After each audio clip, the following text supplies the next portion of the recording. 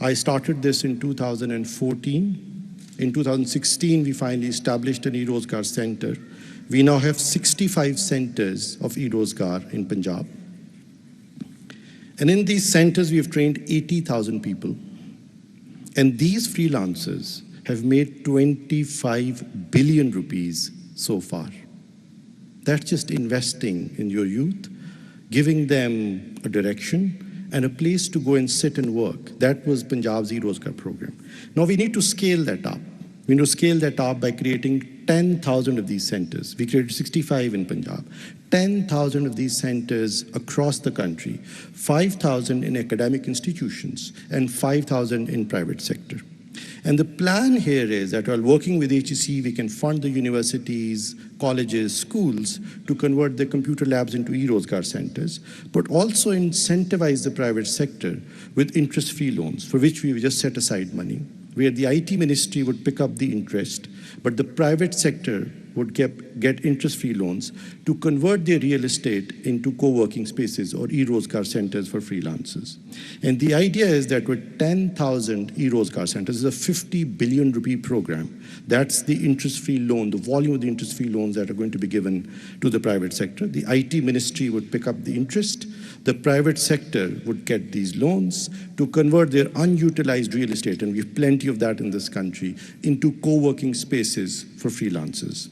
Additionally, we're going to declare these e-Rozgar centers virtual technology zones so that they're exempt, the income of these e-Rozgar centers run by the private sector exempt from many taxes. That's these special technology zone. And they're all going to be cobbled together into a virtual technology zone and run by the Pakistan Software Expert Board.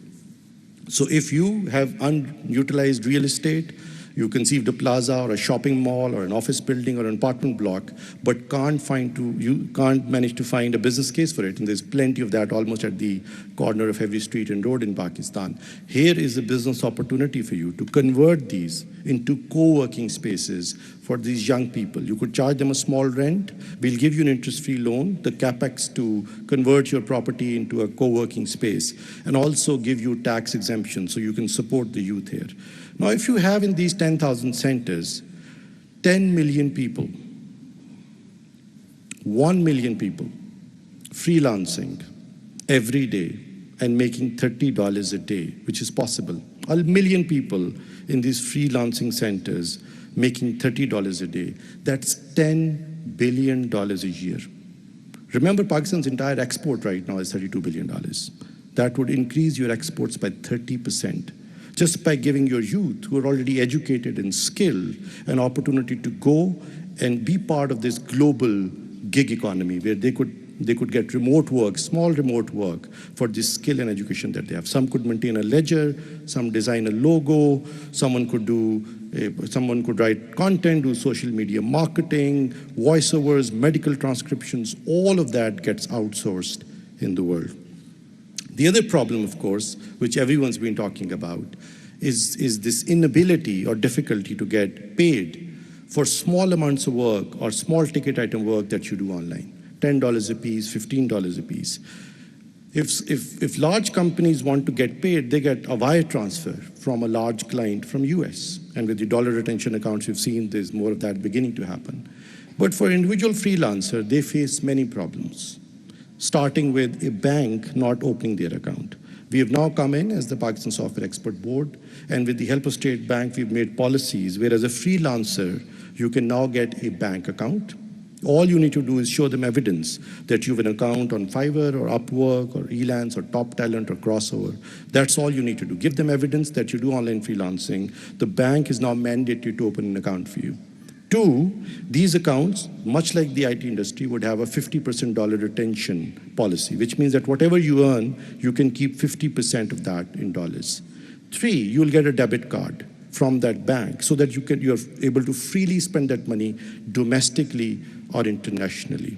And finally, because this is booked now as a freelancer special code that the State Bank has issued, this is booked as part of IT exports, and you'll get the same favorable 0.25% tax as opposed to a 30% tax if you were in another industry. So for the freelancers, in many ways, we have we've now put them at par with the IT industry as an individual entrepreneur who's wanting to work online. Finally, we've been talking to all these international payment companies like PayPal, Stripe, and Wise to try and figure out a way through which a Pakistani freelancer sitting here could get paid via PayPal or Stripe or Wise. And previously, when we used to go to these companies, our demand was simple. The demand was come and do business in Pakistan. They would always get confused because they don't want to come here, get a regulatory license, and become a peer-to-peer payment service. We have many systems for that. We have Easy Paisa, we have Jazz Cash, we have our own banks, online services, EMIs, digital banks. That's not what they want to do. That's not what they do globally. We were only interested in one use case, which is that a freelancer like you sitting here should be able to accept $10 from a US client who's only willing to pay via PayPal.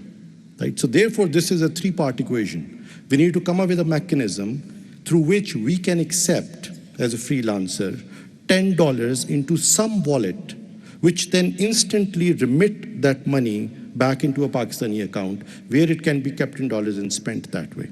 So therefore, we actually didn't want PayPal to come to Pakistan. We did not want Wise or Stripe to come to Pakistan. We wanted to invent a mechanism through which a local wallet here is able to accept payments from PayPal, which is what we've been able to now achieve.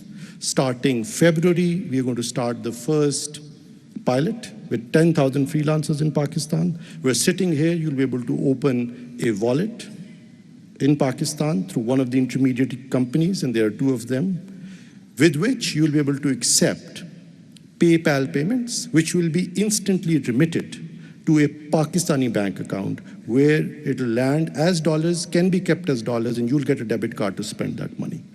That will start in February with the first 10,000 freelancers, the pilot, and in March that gets scaled up, and everyone will have access to payments from PayPal and Stripe and Wise in a country like Pakistan.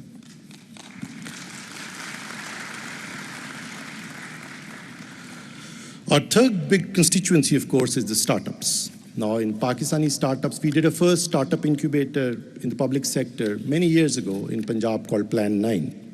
Now we have 85 startup incubators in Pakistan, 4,000 startups. In just the last 4 years, these startups, by the youth of Pakistan, has raised $800 million from top-tier VCs globally. That's a lot of money for a country that's looking for $1 billion package from multilaterals. Our startups, with their innovation, were able to raise $800 million of investment in the ideas and the grit that they have of wanting to make an innovative business. And in this, the only stumbling block was that we have 4,000 startups coming out of incubators. Only a handful of them go out and raise international venture capital. Most of them stumble at the first stage, which is the $1 to $3 million round, the early stage VC round. And for that, a global VC would look at this, and I see one of them nodding in the audience, look at this and say, too risky. You know, Pakistan, startup, uncertainty, risky. So what can the government do to come in and underwrite or lessen this risk? And we've come in with what we call the Pakistan Startup Fund. This is 2 billion rupees perpetually put into a fund now, which will underwrite about 30% of the investment for an international venture capitalist. We launched this a couple of days ago, and the design is simple. If as a startup, you're able to raise, let's say, $1 million from an investor, global investor, venture capitalist, and if they routed their deal through the Pakistan Startup Fund, the international investor would only need to put in $700,000. $300,000 would come from Pakistan Startup Fund as equity-free capital. We won't take any equity in your startup. We don't want to partner with you. We don't want to take any board positions or any stake. We don't want to dilute you. We want to only incentivize international investors who are looking at Pakistan, Indonesia, or Malaysia, and because of the Pakistan Startup Fund, are able to look at this deal and say, because I will only have to put in 70% of the capital, 30% would be co-invested from Pakistan government. This looks like a deal where my risk is hedged. And this is a global formula. It's not something we came up with. This is something that Israel did many years ago. In fact, the US does also. Ireland does this, and many other countries where the government comes in and helps you lower the risk for investments in risky ventures, startups. We're going to put in 2 billion rupees every year into this, through which we hope to get 10 billion rupees of investments into Pakistani startups. And with about 20% stake the international VC would take at this level, we are hoping that this would create a 50 billion rupee per year of value in Pakistani startups. You can get this money starting 1st of March. The money has already been allocated. Pakistan Startup Fund has been created. We inaugurated this a few days ago. Another important sector for us is the telecom sector, which has great potential, and you heard some about that also in this little video. Pakistan could really be a digital corridor hub, just as we are a trade corridor with CPEC. Pakistan could be a digital corridor of connectivity for Central Asian states, China and Russia, because we are the fastest route to connect to the rest of the world for them, to Africa and Europe. We have terrestrial connectivity. They have to go all around us right now with submarine cables, and there are 8 of them. If we provided them direct connectivity through our terrestrial cable, and we now have many loops, we could actually lower their latency or time to travel by 6 times. It currently takes them 120 milliseconds to go around us. It would literally only take 20 milliseconds for them to connect via terrestrial route. But with SEO, PTCL, Jazz, and others, we have now laid this fiber in Pakistan. This could be a strategically important asset for us. And the China peace cable is now knocking on our door, and this deal is about to happen. So inshallah, before the end of the tenure of this government, we will do the China transit traffic in Pakistan, which would be a big source of revenue, but also a good use of the strategic investment that we made over the last few years. In fact, the PTCL, carrier neutral data center, which is the first building block on top of this fiber optic, goes operational later this month. We are doing this event. The Prime Minister would be invited also. This is on the 28th of this month. That's when we inaugurate our first carrier neutral data center, and we're getting a tier 3 data center operator from China to come and run that for us. This is through PTCL. We've also now allocated about 300 megahertz of spectrum in Pakistan to finally introduce 5G in this country. It's been long on the anvil. All the telecom operators in Pakistan combined only use about 273 megahertz of bandwidth. And we're sitting on about 600 megahertz of unutilized spectrum in this country. We must get that spectrum allocated to the private sector so that people are able to get 4G access beyond the 15-20 cities in which we see it. And we've just allocated the 300 megahertz. We've had a first auction advisory committee meeting. We are now writing the TORs for a consultant to come in, and I'm hoping at this pace, if this continues, in July, August, Pakistan should be able to do an auction of the spectrum that we have, 300 megahertz, which essentially would double the spectrum that the telecom operators currently have available to them, including a spectrum band, which would help them introduce 5G in Pakistan. Pakistan only has about 164,000 kilometers of fiber for connectivity within the country. We hope to lay another 200,000 kilometers of fiber in the country. By doing so, and this is an important conversation, by doing so, and the international data says that for every 10% increase in mobile broadband connectivity, and currently it's 43%. So for every 10% increase in mobile broadband connectivity, you get an additional 2.5% increase in your GDP, which basically means about $10 billion a year for Pakistan. So if you're able to improve our mobile broadband connectivity from 43% to 53%, we'll get an additional 10 billion in our GDP.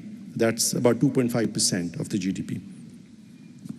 And this is now looking possible because of the right-of-way policy that the Prime Minister very kindly approved in a cabinet meeting yesterday, where we now have a right-of-way policy, which means that we've standardized the policies, rates, and frameworks for private sector to lay fiber in Pakistan. Now they don't have to go and knock on 15 different doors or pay 15 different rates. They would fall into one standardized regime where they can now go and lay fiber, whether that's with an NHA highway or the Pakistan Railways railway track, or it is over a bridge, or in a housing colony, or in a highway authority. All of that has now been brought into one regime, which we call the National Fiberization Policy. And through that, this would begin to happen. And finally, our final constituent is the handset manufacturers. Now, India does about $10 billion worth of export every year of handsets. Pakistan is the 7th largest market for handsets in the world. We have 196 million cellular connections in this country. That's a very large number. But even though we have about 35 handset manufacturers in Pakistan, they don't manufacture as many phones as we need, of course. We've only manufactured about 60 million, 6 crore phones in Pakistan, and we've exported about 1 crore. We've promised this industry repeatedly we'll give them incentives for exporting their phones, and we've not been able to do it. But inshallah, in the next cabinet meeting, finally, we'll do the 3 policies that the handset manufacturers have been waiting for, which is the R&D allowance, tariff differentials, and local deletion. And through that, we hope to get now many exports happening out of Pakistan. The groundwork of that is done between us, the Ministry of Commerce and Industries. So I think now at this point in time, what we started about 6 months ago as a journey for reforms that we wanted to bring in for the IT industry, the consulting companies, startups, freelancers, the telecom industry, and the handset manufacturers, we are largely done, or at least at a cusp of unlocking this potential, which inshallah in 4 weeks, when some new government comes in, will be able to take to its full potential as this happens. Before I conclude, and I have young people here, I hope that you go out of this hall with a degree of optimism and hope. I know that this is a generation that we haven't done much for. Many of them are disenfranchised, angry. I see all of that on social media also. But we really need to leave our young people in this country with hope. I think the primary reason for existence of governments is to be an agent of hope. And I hope that all of you leave with some optimism, with some hope for all the work that is going in to make sure that our IT exports grow to tens of billions of dollars, our economy is back on track, and that the path that we chose for ourselves about 5 months ago, volunteering to work in an interim government to try and get these long due reforms done, are carried forward for you, and that you get reintegrated in the economic prosperity of the country. I want to conclude. A lot of people don't know this. I make most of my speeches in English, but I used to be a Urdu debater for most of my school days. So what I want to do is leave you with a poem by Faiz, who is one of my favorite poets. And it's an important poem. It was important when it was written. It is important today. It is called Dua. So this is a prayer for the young people of this country. आइए हाथ उठाएं हम भी, हम जिन्हें रस्में दुआ याद नहीं, हम जिन्हें सोज़े मोहब्बत के सिवा कोई बुत, कोई खुदा याद नहीं, आई अर्ज़ गुज़ारें के निगारे हस्ती ज़हरे इमरूज़ में शीरीनी फ़रदा भरते, वो जिन्हें ताबे गरां बारी अय्याम नहीं, उनकी पलकों पे शबो रोज़ को हल्का करते, जिनकी आँखों को रुखे सुबह का यारा भी नहीं, उनकी रातों में कोई शम्मा मुनव्वर करते, जिनके कदमों को किसी राह का सहारा भी नहीं, उनकी नज़रों पे कोई राह उजागर करते, जिनका दीन पैरवी किज़्ब रया है, उनको हिम्मत कुफ्र मिले, जुर्रत तहकीक मिले, जिनके सर मुंतज़िर तेगे जफा हैं, उनको दस्ते कातिल को झटक देने की तौफीक मिले, इश्क का सिर्रे नेहा जान तपा है जिससे, आज इकरार करें और तपिश मिट जाए, हर्फ़े हक दिल में खटकता है जो कांटे की तरह, आज इजहार करें और खलिश मिट जाए. Thank you.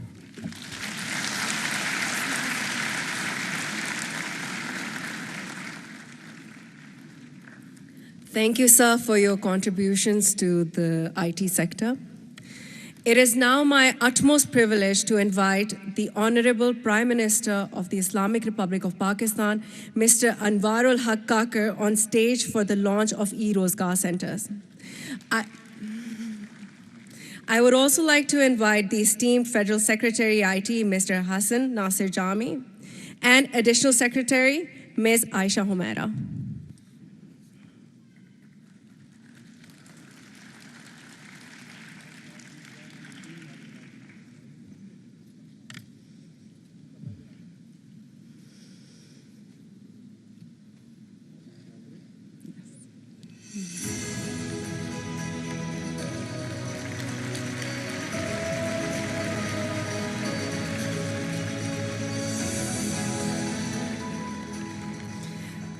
It is important to note that through e-Rozgar initiative, Pakistan's Software Export Board is establishing co-working spaces for freelancers in the public and private sector. 39 centers will be operational across Pakistan by February, paving way for an additional 10,000 centers.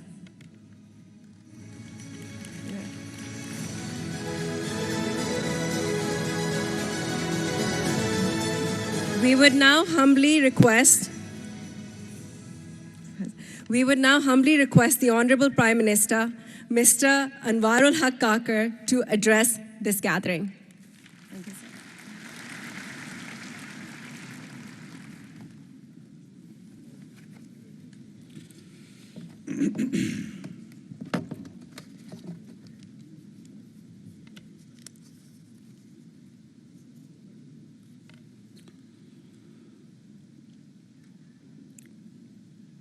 Bismillahir Rahmanir Rahim.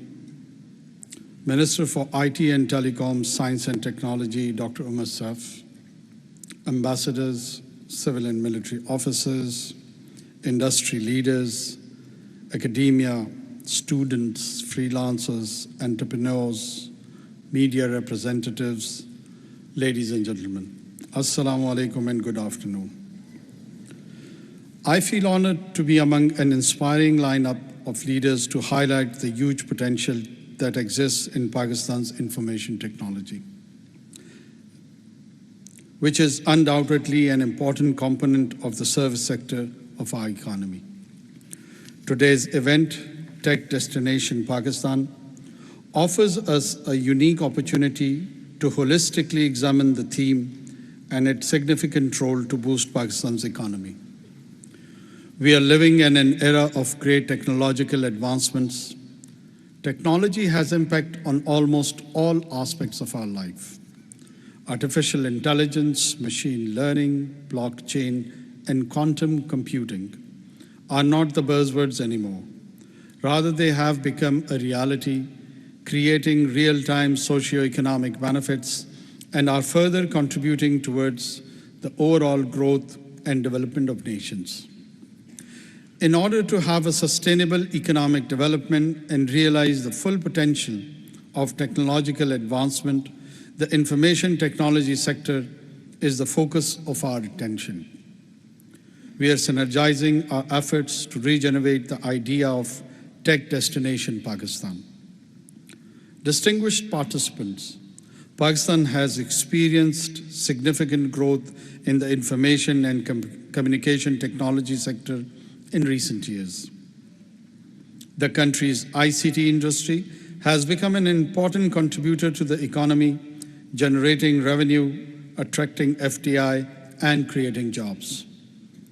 We are exporting IT and IT-enabled services to more than 190 countries.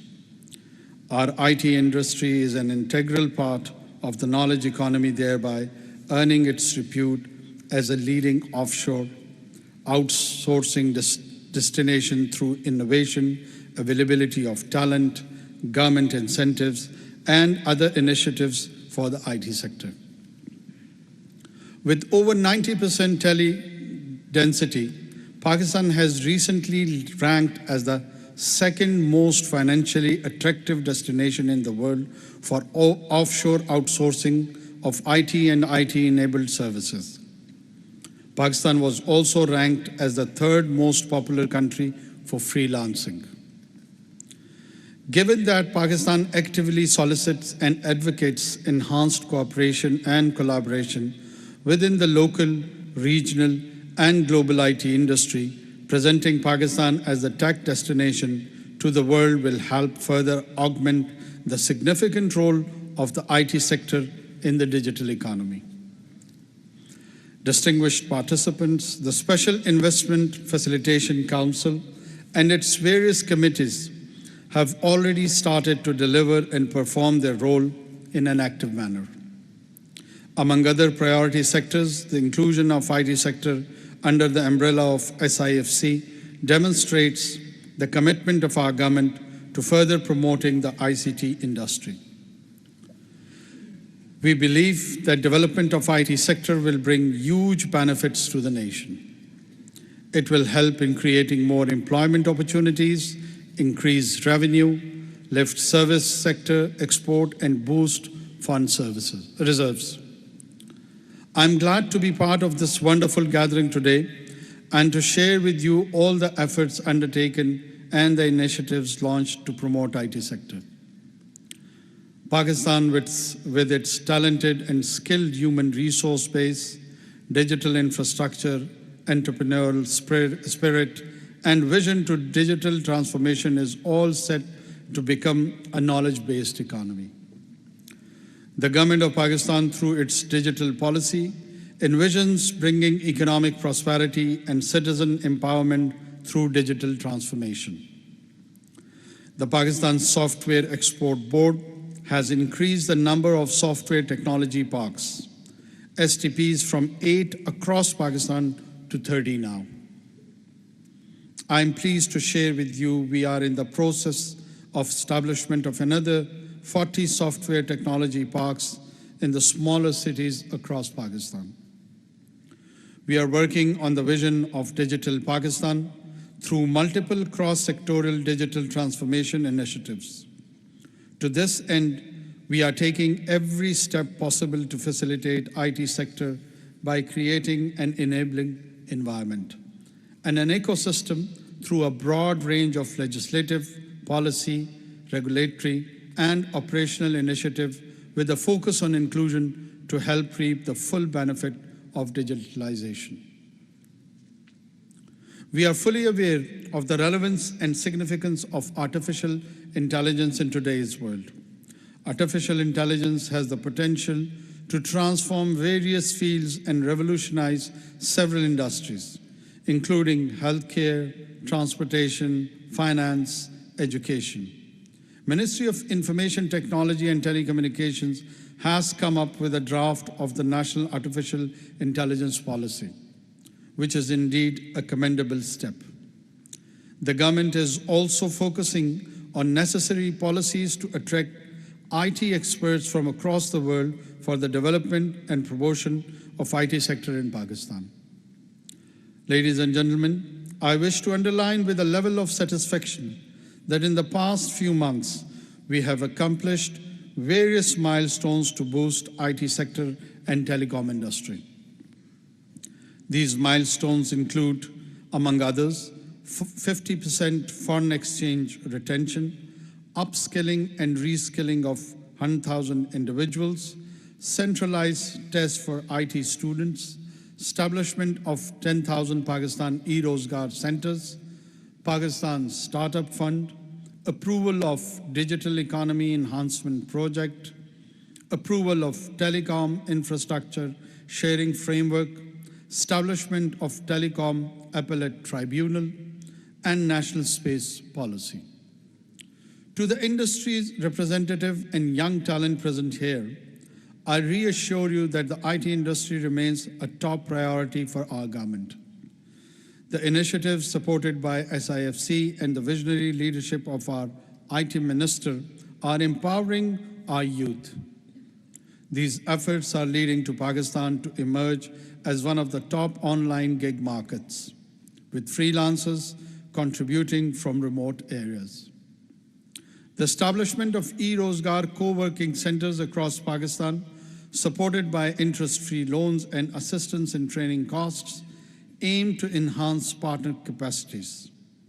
This initiative aims to create an ecosystem where talented individuals can thrive. These spaces will not only serve as physical locations for work, but also as hubs for knowledge exchange, skill development, and networking. Pakistan takes pride in its thriving startup culture, underscored by the recent launch of the Pakistan Startup Fund. The active participation of women, entrepreneurs, and freelancers is particularly encouraging, with many women founders leading tech companies and contributing significantly to our economic growth. Alhamdulillah, Pakistan's IT sector stands today as one of the best performing sectors. I hope that the focus on training of our human resource as per contemporary needs, enabling environment, and by imbibing the spirit of entrepreneurship in our youth, the true potential of Pakistan's IT sector could be achieved. This will turn around and uplift our economy in short to medium term, inshallah. I once again thank our industry leaders, young entrepreneurs, IT professionals, and our global partners for your contribution in making Pakistan a real tech destination for the world. I once again assure you of the government's full support to help you explore the untapped potential in Pakistan's IT sector. Thank you all. Pakistan Zindabad.